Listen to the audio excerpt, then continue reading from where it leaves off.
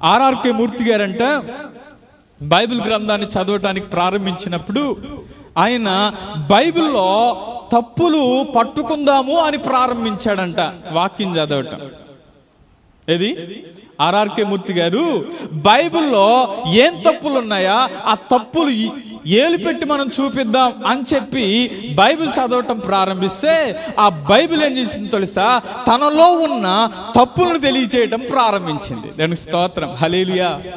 ఎప్పుడైతే తనలో ఉన్న తప్పులను తెలియచేస్తా ఉన్నప్పుడు అయ్యా నేను పాపిని అని ఒప్పుకుని వాటిని విడిచిపెట్టడం ప్రారంభించా.